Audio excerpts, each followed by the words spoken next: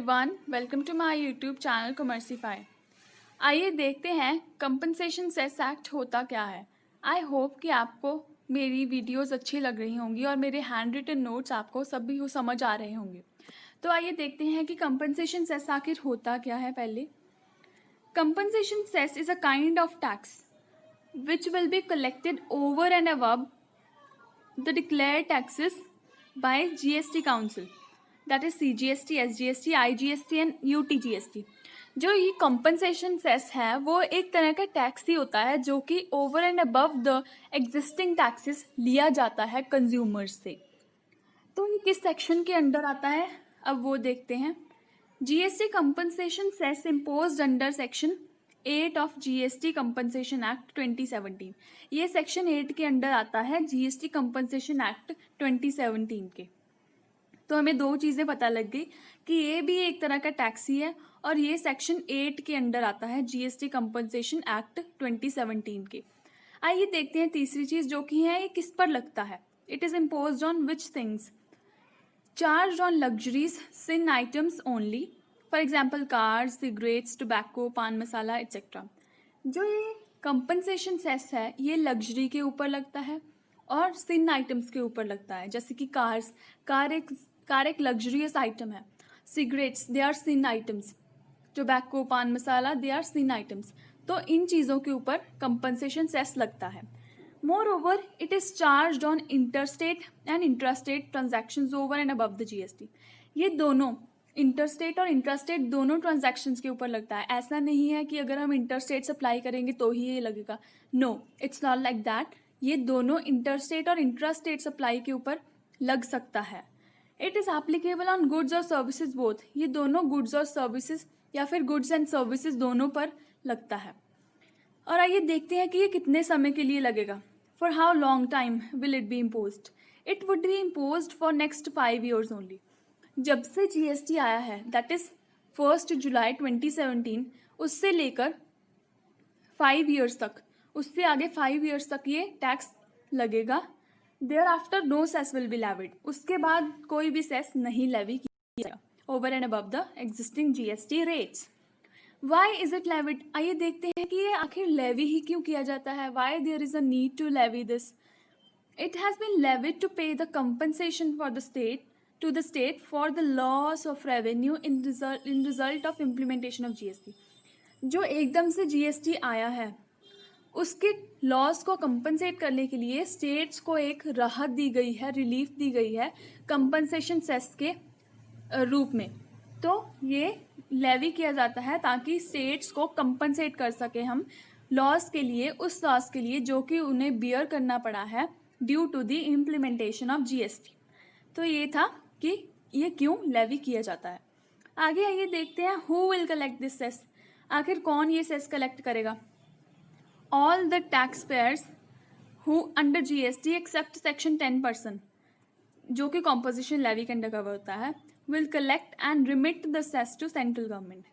तो जो भी टैक्स पेयर, जो भी पर्सन्स जीएसटी के अंडर रजिस्टर्ड हैं, वो सभी पर्सन्स ये सेस कलेक्ट करेंगे। किन आइटम्स पर? लग्जूरियस एंड सिन आइटम्स पर, बस उनको छोड़ के जो कि सेक्शन 10 के अंडर कवर होते हैं। सेक्शन 10 के अंडर कौन से पर्सन्स कवर होते हैं? जिन्होंने कॉम्पोजिशन लेवी स्कीम ऑप्ट की होती है।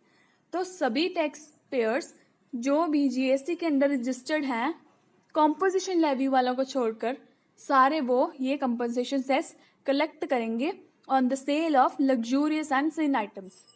तो ये था कलेक्शन के बारे में। आगे देखते हैं कि इस पर क्या आईटीसी अवेलेबल है या नहीं।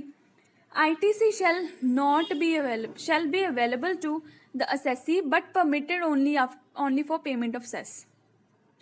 Yes, of course, ITC available होगा, पर ये जो आईटीसी अवेलेबल होगा ये सिर्फ कंपनसेशन सेस को पे करने के लिए ही यूज़ हो सकता है, यूटिलाइज हो सकता है। Rest of the taxes can not be paid out of the ITC available on compensation cess. मतलब कि अगर हमारे अकाउंट में कंपनसेशन सेस का आईटीसी अवेलेबल है तो वो आईटीसी सिर्फ कंपनसेशन सेस पे करने के लिए ही यूटिलाइज हो सकता है। इसे हम सीजीएसटी या एसजीएसटी या आईजीएसटी पे करने के लिए नहीं यूज़ कर सकते। तो आया समझ में? आइए आगे देखते हैं इसमें और क्या है। आगे है एक्सेस अमाउंट शेयर्ड बाय।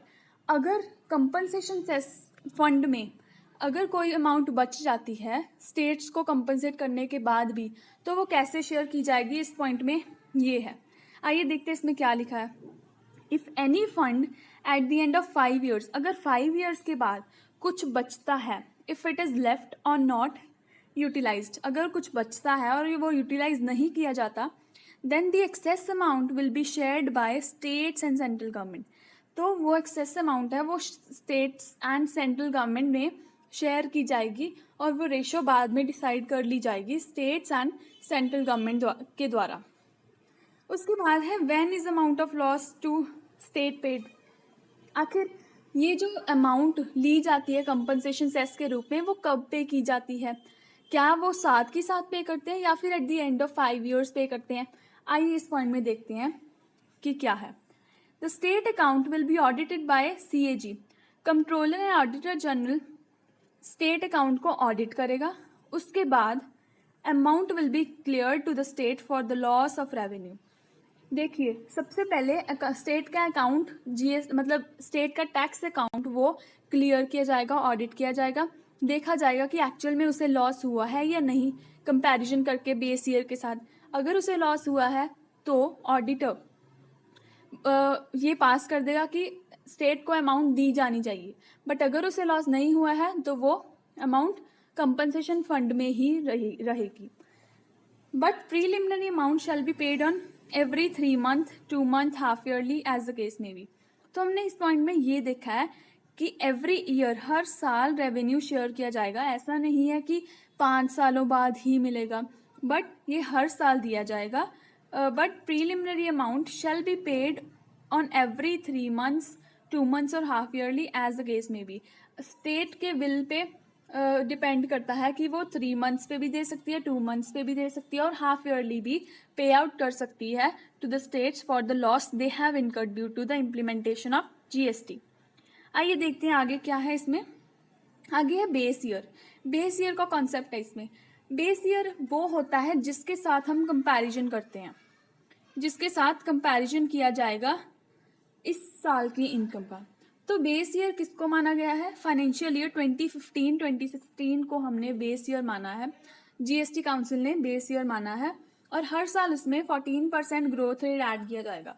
इसके एग्जांपल देखते हैं। Suppose the revenue of government in financial year 2015 was 100 crores। In financial year 2016 the revenue shall be considered to be 100 crore plus 14% of 100 crore, that is 114 crores। अगर imagine कीजिए कि state ने 2015 और 16 financial year में 100 करोड़ का profit earn किया, तो 16-17 में स्टेट का रेवेन्यू कितना होगा, 14% ग्रोथ रेट ऐड करके बेस प्रॉफिट क्या होगा, 114 crore. Any loss shall be met out of GST compensation cess fund. कोई भी अगर लॉस अगर स्टेट को 114 करोड़ से नीचे टैक्सेस कलेक्ट होते हैं तो उसे कंपनसेशन सेस फंड में से कंपनसेशन दी जाएगी उस लॉस के लिए up to 5 years। Okay, then we have rates. उसके बाद आते हैं रेट्स कि कितना कंपनसेशन सेस मैक्सिमम लगता है। पान मसाला पे 204% लगता है, सिगरेट्स पे 290%, this is the maximum 1% tax cess लगता है over and above the taxes. Cars पर 3 to 15% तक कंपनसेशन सेस लगता है। ओके, सो ये थे कुछ रेट्स जो कि प्रिस्क्राइब किए गए हैं GST काउंसिल के द्वारा एज द कंपनसेशन सेस, ताकि हम स्टेट्स को कंपनसेट कर सकें। तो ये था हमारा आज का topic, compensation cess. For further updates, please subscribe to my channel and I hope you are enjoying my notes. Thank you so much for watching. Thank you.